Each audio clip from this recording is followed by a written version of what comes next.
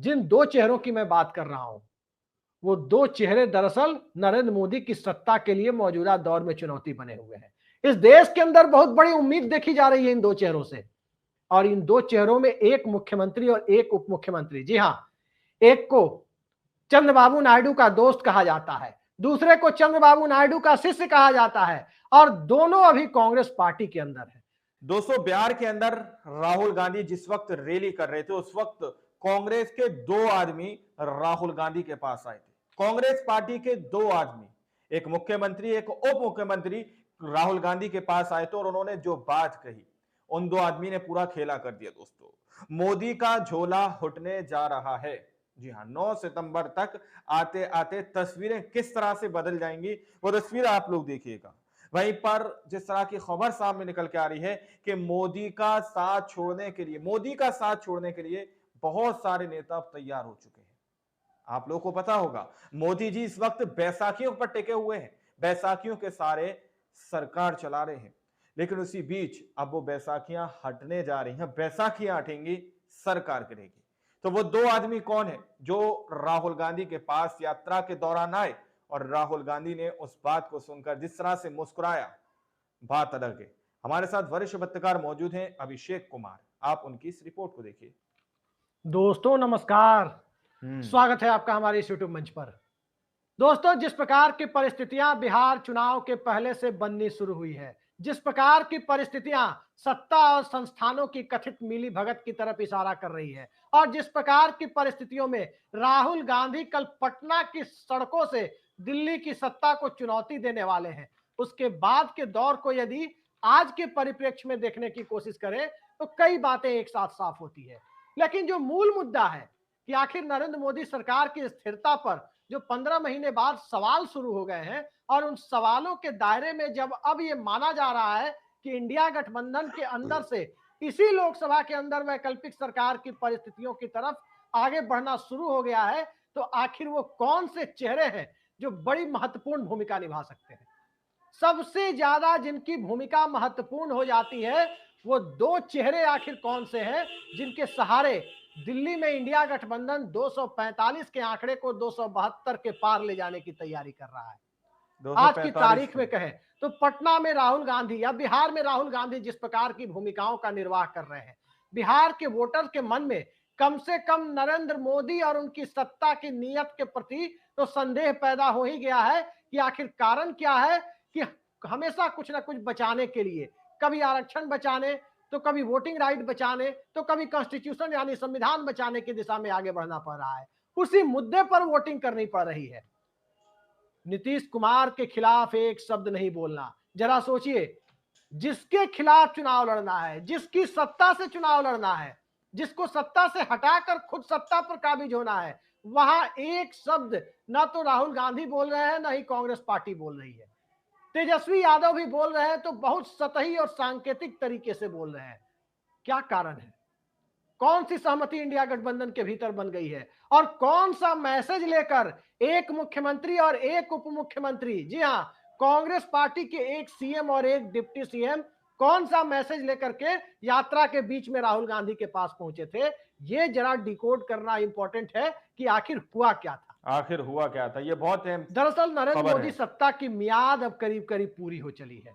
अंतर्राष्ट्रीय परिस्थितियां जिस तरह से मोदी सत्ता के लिए चुनौतियां नहीं बल्कि देश के लिए चुनौतियां खड़ी कर रही है, उसमें मोदी सत्ता का मौजूदा दौर में टिके रहना, एनडीए गठबंधन का टिके रहना अब करीब करीब नामुमकिन सा हो चला है। सियासत है, संभावना कुछ भी हो सकती है, लेकिन अभी की परिस्थितियां जो इशारा कर रही है उसमें एनडीए गठबंधन का दरकना नवंबर महीना आते आते तय दिखाई दे रहा है। लेकिन जिन दो चेहरों का मैं जिक्र कर रहा हूं दोस्तों, उन दो चेहरों पर यदि आप नजर डालें, कांग्रेस इंडिया के दो गठबंधन की आदमी ने। अब तक की एकजुटता पर नजर डालें, तो हम्म। कई सारी बातें साफ हो जाती है। वरना चुनाव के पहले तो बहुत सारे गठबंधन बनते हैं, सत्ता मिलती है तो गठबंधन कुछ दिनों तक टिका रहता है, सत्ता नहीं मिलती है तो चुनाव नतीजे आते ही गठबंधन दरक जाता है। लेकिन राष्ट्रीय सहमति के आधार पर बना गठबंधन एकजुट है। 4 जून 2024 को जो गठबंधन एकजुट था, 9 जून को नरेंद्र मोदी के शपथ ग्रहण के दिन एकजुट था, आज भी एकजुट है। आज भी एकजुट है पूरी तरह जिन से दो इंडिया चेहरों की गठबंधन। मैं बात कर रहा हूं, वो दो चेहरे दरअसल नरेंद्र मोदी की सत्ता के लिए मौजूदा दौर में चुनौती बने हुए हैं। इस देश के अंदर बहुत बड़ी उम्मीद देखी जा रही है इन दो चेहरों से, और इन दो चेहरों में एक मुख्यमंत्री और एक उप मुख्यमंत्री। जी हां, एक को चंद्रबाबू नायडू का दोस्त कहा जाता है, दूसरे को चंद्रबाबू नायडू का शिष्य कहा जाता है, और दोनों अभी कांग्रेस पार्टी के अंदर है। दोनों के साथ समय समय पर चंद्रबाबू नायडू और उनके बेटे नारा लोकेश की मुलाकात भी होती रहती है। कई सारे किस्से भी दक्षिण की राजनीति में चलते हैं कि तीन अलग अलग राज्यों में, जी हां, हैदराबाद में यानी तेलंगाना में, बेंगलुरु यानी कर्नाटक में, और आंध्र प्रदेश में, तीन जगह आपस में तालमेल रखने वाले लोग सत्ता पर काबिज हैं। सत्ता पर और इन तीनों के बीच जिस प्रकार की सहमति दिख रही है, और उसमें अब चंद्रबाबू नायडू यदि बुलेट ट्रेन की बात कर रहे हैं जो इन तीनों के इलाकों को टच कर रही है, उस बुलेट ट्रेन की परिकल्पना अहमदाबाद मुंबई वाली यानी गुजरात वाली बुलेट ट्रेन जैसी तो नहीं ही है। सियासत की इस बुलेट ट्रेन पर नई सरकार को पहले सवारी करनी है, दक्षिण के लोगों को बाद में सवारी करनी होगी। अब यह साफ साफ दिखाई दे रहा है, बुलेट ट्रेन दिल्ली की सत्ता के में बदलाव का कारण बनने जा रही है। आखिर जिस मैसेज की मैं बात कर रहा हूं कि कौन सा मैसेज लेकर के गए, अचानक मैसेज लेकर के गए, अचानक यात्रा में उनके शामिल होने का कार्यक्रम बनाया गया। अखिलेश यादव और कुछ अन्य राजनेताओं का भी कार्यक्रम बना, और यह कार्यक्रम इंडिया गठबंधन की एकता दिखाने के लिए बना। तो अखिलेश यादव का आना तो समझ में आता है, हेमंत सोरेन का आना भी समझ में आता है कि यदि वो भी आते तो, ममता बनर्जी भी आती तो समझ में आता। कांग्रेस पार्टी के दक्षिण के दो नेता यदि बिहार की यात्रा में, वोटर अधिकार यात्रा में शामिल हुए, तो उस यात्रा में शामिल होना तो एक बहाना था। दरअसल मैसेज कुछ बड़ा है, और वो मैसेज क्या है? वो मैसेज चंद्रबाबू नायडू की बेचैनी का है, वो नवंबर के आने के बेसब्री के का है, और उससे भी कहीं ज्यादा बिहार के चुनावी नतीजे किस दिशा में जाएंगे उस तरफ एक इशारा है कि दक्षिण से क्या संदेश आ रहे हैं।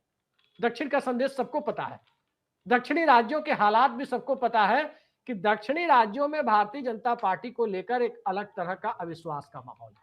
बीजेपी के अंदर के उस गुजरात लॉबी को लेकर अविश्वास का माहौल है, जो राज्य दर राज्य छोटे दलों को खत्म करना चाहती है। महाराष्ट्र में उद्धव ठाकरे और शरद पवार की यानी शिवसेना और एनसीपी जैसी पार्टियों का हस्र करना चाहती है।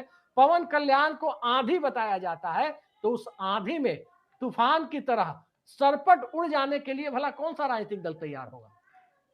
आंध्र प्रदेश को पैसा चाहिए, ट्रंप टैरिफ से निजात चाहिए। ट्रंप टैरिफ की वजह से आंध्र प्रदेश के किसानों की बड़ी दुर्दशा हो रही है, खासकर जलीय किसानों की, जो एक्वा वाटर और एक्वा एग्रीकल्चर में यकीन करते हैं, उनके साथ स्थितियां बदल रही है। तो ये सारे हालात जब बने हुए हैं, तो इन हालातों पर यदि आप गौर करें तो कुछ बातें तो साफ साफ दिखाई देती है। पहले डीके शिव कुमार गए राहुल गांधी से मिलने, वोटर अधिकार यात्रा में शामिल होने के नाम पर गए, जाना भी चाहिए था क्योंकि उनकी पार्टी ही वहां फ्रंट पर लीड कर रही थी उस यात्रा को। उसके बाद रेवंत रेड्डी भी गए, और ये दोनों के पास जो मैसेज है वो मैसेज ज्यादा बड़ा है। वो मैसेज इस तरफ इशारा करता है कि रेवंत रेड्डी की महत्वाकांक्षा भले ही तेलंगाना तक सीमित हो, इंडिया गठबंधन के दूसरे दलों की महत्वाकांक्षाएं और दूसरे दलों की भारतीय जनता पार्टी से निजात पाने की एक कोशिश, दिल्ली में सत्ता परिवर्तन की कोशिश कहीं ना कहीं कांग्रेस पार्टी से ज्यादा बेसब्री से बढ़ती हुई दिखाई दे रही है। ममता बनर्जी की पार्टी जिस राज्य में 30 से 32% अल्पसंख्यक वोटर हो, वो भाजपा के साथ जाने की सोच भी नहीं सकती। 29 सांसद उनके पास है। कहा जा रहा है भारतीय जनता पार्टी के भी 6 से 7 सांसद ममता बनर्जी के टच में है, जो कभी भी बीजेपी को छोड़कर लोकसभा से भी इस्तीफा देकर टीएमसी में हुआ क्या था? ये हालात पश्चिम बंगाल के अंदर है। तेलंगाना के साथ साथ आंध्र प्रदेश के अंदर जो स्थिति है, एक इंटरव्यू में देख रहा था और उस इंटरव्यू से काफी बातें क्लियर हो रही थी। उस इंटरव्यू में हैदराबाद को दिल्ली, बेंगलुरु या मुंबई से कंपेयर नहीं कर रहे, उससे तुलना नहीं कर रहे थे रेवंत रेड्डी। उस इंटरव्यू में वो तुलना किससे कर रहे हैं? इंडिया टुडे को दिया गया इंटरव्यू, तुलना किससे कर रहे हैं? वो कह रहे हैं कि सिंगापुर और न्यूयॉर्क जैसा बनाना है हैदराबाद को। सिंगापुर और न्यूयॉर्क नरेंद्र मोदी सत्ता के रहते तो हैदराबाद बन नहीं सकता। चंद्रबाबू नायडू को ड्रीम सिटी, यहां तक कि चंद्रबाबू नायडू को हैदराबाद की आईटी क्रांति का जनक तक बता चुके हैं, उसका क्रेडिट तक दे चुके हैं रेवंत रेड्डी। जो ही क्रेडिट किसी दूसरे दल के नेता को नहीं दिया जाता। हालांकि पूरा भारत जानता है कि चंद्रबाबू नायडू ने हैदराबाद के लिए क्या किया है, हैदराबाद को विश्व स्तर पर ले जाने के लिए उन्होंने क्या किया। और वो हैदराबाद आज आंध्र प्रदेश का हिस्सा नहीं बल्कि तेलंगाना का हिस्सा है। लेकिन तेलंगाना के कांग्रेसी आज भी मुख्यमंत्री के ऊपर एकजुट है यदि पूरी ये तरह से इंडिया आरोप कुछ लोग गठबंधन। लगाते हैं कि वो चंद्रबाबू नायडू के प्रॉक्सी के तौर पर वहां शासन कर रहे हैं, तो ये प्रॉक्सी सिर्फ आरोपों तक सीमित है या ये राजनीतिक साझेदारी आगे जा रही है। नारा लोकेश और चंद्रबाबू नायडू यानी पिता पुत्र के साथ टीडीपी की टॉप लीडरशिप के साथ डीके शिव कुमार के यदि अच्छे संबंध हैं तो उसका राजनीतिक फलाफल क्या निकलता है। दरअसल एसआईआर के मुद्दे पर जितना कड़ा रुख चंद्रबाबू नायडू ने अपनाया, सीएजी से ऑडिट कराने तक की मांग कर डाली, डिलिमिटेशन के मुद्दे पर जिस प्रकार से असहज स्थिति इस सरकार ने पैदा कर दी और जिस प्रकार की परिस्थितियों का निर्माण मौजूदा दौर में सरकार के द्वारा वन नेशन वन इलेक्शन का मुद्दा हो या कुछ दूसरे मुद्दे हो जिसे मजबूरी में समर्थन किया जा रहा है दक्षिण सत्ता के पर कुछ हाँ। दलों के द्वारा, गठबंधन धर्म का पालन करने के नाम पर समर्थन दिया जा रहा है, तो उस हालात में रेवंत रेड्डी यदि जा रहे हैं तो नवंबर के पहले का मैसेज तो नहीं है। डीके शिव कुमार यदि जा रहे हैं तो नवंबर में यानी संसद के विंटर सेशन में शीतकालीन सत्र के को लेकर कोई मैसेज तो नहीं है। कई लोग ये भी आरोप लगाते हैं, पूर्व मंत्री तक ये आरोप लगा रहे हैं, अभी चंद हफ्तों पहले की बात है कि रेवंत रेड्डी गोदावरी वाटर को गुरु दक्षिणा के तौर पर गोदावरी के पानी को गिफ्ट कर रहे हैं चंद्रबाबू नायडू को यानी आंध्र प्रदेश के लोगों को। आखिर कौन सा मैसेज वो देकर? प्लान वो बना रहे हैं, इस तरह की बातें सामने आ रही है। अगर इस तरह के आरोपों में दम है तो दक्षिण भारत की सियासत में चाहे अलमाटी डैम का मुद्दा हो, चाहे पोलावरम का मुद्दा हो, चाहे इस देश के सबसे बड़े विवादों में से एक कावेरी जल विवाद का मामला हो, दक्षिण में पानी सियासत को अक्सर तय करता रहा है। और पानी जब सियासत को तय करता रहा है तो गुजरात लॉबी का पानी कितना बचा हुआ। दोस्तों आप लोगों ने इस वीडियो को शुरू से आखिर तक देखा। वीडियो के अंदर साफ तौर पर बात की गई है कि किस तरह से दो नेताओं को कांग्रेस की यात्रा के अंदर, वोट अधिकार यात्रा के अंदर बुलाया गया और किस तरह से खेल को पूरी तरह से पलट दिया गया, जिसके आधार पर कहा जा रहा है कि भाई झोला उठना तो लमसम पूरी तरह से तय हो चुका है। ये तस्वीरें देखने के बाद अंधभक्तों को हजम नहीं हो रही कि आखिर कांग्रेस पार्टी ने, इंडिया अलायंस ने, इंडिया गठबंधन ने बिहार के अंदर ये क्या खेला कर दिया। बाकी आप लोगों ने इस रिपोर्ट को देखा सुना, आप लोग इस रिपोर्ट के बारे में क्या सोचते हैं, अपनी राय कमेंट सेक्शन में जरूर दीजिएगा। मिलते हैं अगली वीडियो में, जब तक के लिए जय हिंद जय भारत।